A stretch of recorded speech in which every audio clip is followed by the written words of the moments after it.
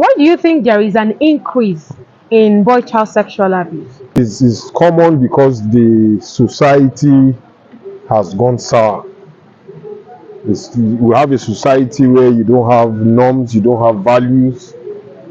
You know, you see, in fact, most times you see high profile individuals engage in such a kind of thing. So what do you think others will pick from, or what do you think they will be left with to learn?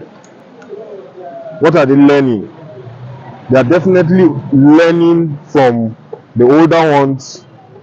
They look up to them, but at the end of the day, when you find a high profile person engaged in sexual abuse of the boy child, what do we have to tell the society? Nothing. What role do you think social media is playing in this increase in boy child sexual abuse? Well, social media, for me, I'll talk of the country I find myself, Nigeria. Okay. Social media has affected the boy child abuse very minutely. I think anybody abusing a boy child in Nigeria here is doing it out of his own benevolence and not because of social media. Social media is not what they saw on social media. I can tell you for free that you have 0.5 to 1% of any material that is intoxicating in terms of what possibly will lead to a boy child being abused. We have those kind of materials online, but I can tell you that those materials are between 0.5 to 1% available in Nigeria. So for Nigeria, I would say anybody that is abusing the boy child is doing it out of his own will and not because of social media. So what are the signs that shows that, okay, this boy child has been sexually abused? I think the first sign for a sexually abused boy child is his demeanor is zero. Psychologically, for a parent or parents or a mother or a father that is sensitive, you should know from the psyche of your son or your child that the countenances will change. Yes, the countenances will definitely change. Whether for good or for bad, there's something that will show you that something has gone wrong. Okay. Yes. So, what do you think about the negligence on the parent side? Well, for the African man and the Nigerian parents, they hardly want to agree that there is negligence. They feel, I've sent him to school, I pay hefty monies as school fees, but it doesn't end there. There should be proper supervision of that boy child in the home. The home is not meant for only girls to be supervised. The boys are also to be supervised in the home. And I think in proper supervision of the boy child in the home, we'll be able to bring down any sexual abuse to the barest minimum. Okay, if parents can give same attention they are giving to the girl child, they are giving it to the boy child too. They will bring it down, because the abuse of the boy child is on the high. For those that know, is high.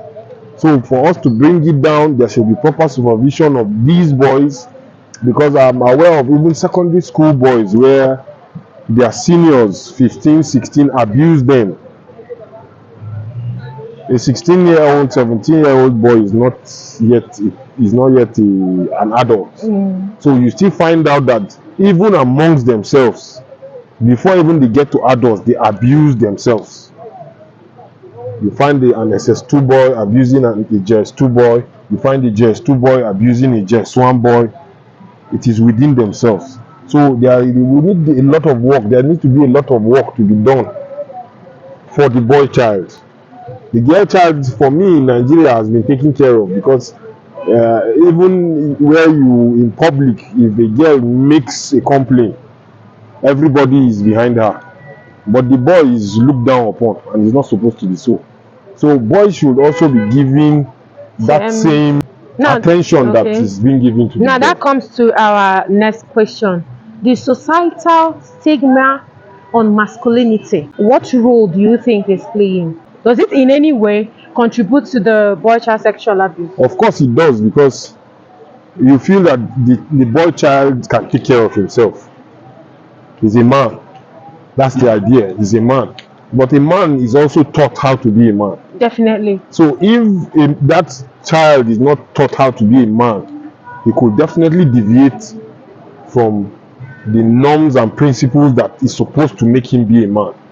So it is still boiling down to guidance, proper supervision, and I think we'll have one of the best boy child in the world here, coming from Nigeria. Okay. Yes. What role do you think education plays in preventing boy child sexual abuse? My sister, let me tell you, education cannot be overemphasized. Why? Education is almost everything. Once a child is tutored properly from the cradle, his foundation is sound. Just like I'm telling you, for a child to resist something, yes, we have cases of rape, but also we have cases of voluntarily submitting himself. Once there's education, I don't think a boy child will voluntarily submit himself, whether Muslim, whether Christian, whether Hindu. Once we have that education embedded in that child from the cradle, from the foundation, I think it will be brought to the barest minimum. Okay. How best can we encourage victims of boy child sexual abuse to speak out? Well, for me, there's no way to encourage them more other than bringing, for those who have been able to come out, for us Speaking to be out, able that is the point, because there are so many abused boys. Yes. But most of them don't. in a situation where you speak out and nothing is done, rather you are hounded, your family is hounded, you are being sought after in the society because you were able to speak out. So for me, it's about not just the boy child speaking out, but something being done when he speaks out. Okay. When you learn, or when we start using people as scapegoats, as examples for others to learn, I think there's no how, when people are being brought to book, when justice takes its course, definitely people will learn. Okay. Definitely. Okay, bringing the perpetrators to book Yes. should be one of the. And very quickly. Okay. What are some preventive strategies to follow that can reduce or maybe stop completely boy child sexual abuse in communities? Well, just like I've rightly said earlier, upbringing.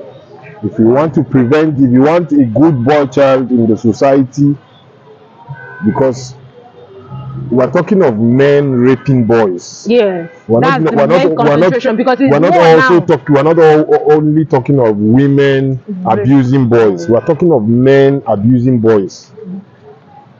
For a man, before he gets to a man, if he's properly brought up, I don't think he has anything to do with abusing his fellow boy child. So it goes and boils down to upbringing. For us to prevent it, we must bring up our boy child properly. That boy is going to grow up to become a man, and he is the man that is going to commit that offense. So where did he keep his norms and his values? It is because he doesn't have them. Yes. A boy child that has norms and values and grows up to become a man has nothing to do with abusing a boy child. So I believe, again and again, upbringing, foundation.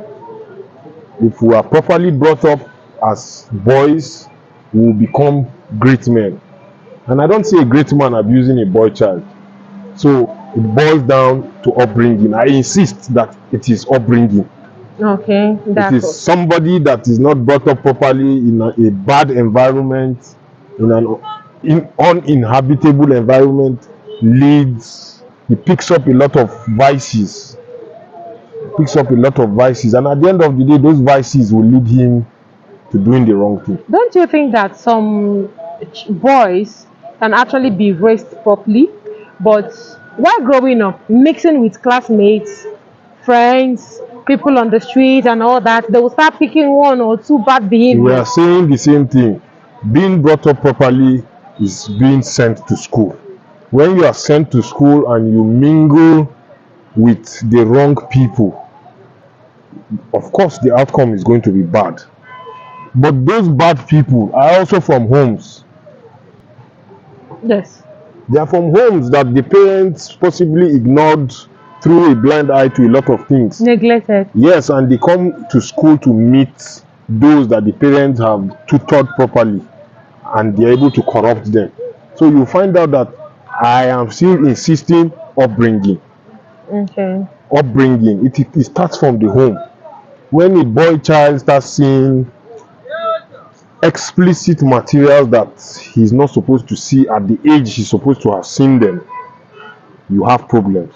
So everything starts from the foundation. Once your foundation is sound, my sister, I don't think you have issues of a bad society. Foundation. Your foundation might be good, mine might not be good. That's true. You might have grown with your parents intact. I did not grow up with my parents intact. So we have different discrepancies in the process of growing. But are the parents or the family, because it's the family now, are they able to put that child in check even while those things are happening? If they are able to put the child in check, we'll have a perfect society. Okay. So what do you think we can do to support the abused boys? The boys who have The only actually thing I passed feel through. you can do to support the abused boys is speak up, speak up, speak up. When you speak up, I can come Creating to your, awareness. when the child speaks up, Speaks up. I Okay. can come to his aid. Okay. But when you bottle it up, because I'm aware of some people that even when they speak up, people go after them, so they keep quiet.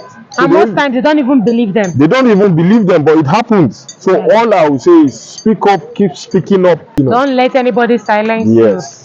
you. Is that right? Thank you so very much for being part of our public You're opinion welcome. today. welcome. Do you mind getting a gift from me? Today is my birthday. Why not? Actually. So do you like my cap or the shirt? Which do you prefer? Both. Ah, no, I'll give you one. Which do you prefer? The cap or the t-shirt? Both. No. Okay, you Both. want both. I'll give you both. Can I get one t-shirt and one cap? Which color? White, blue? A blue shirt. Let's see the blue if it will be his size. I don't know what size this is. Double XL. Yeah. Is this okay for you? This suits me. Okay. Yeah. Another cap. Wow. I look good. Do I look good? Yes, you look good. I'm here for the boy child. Yes, sir. Thank you so much. You're welcome.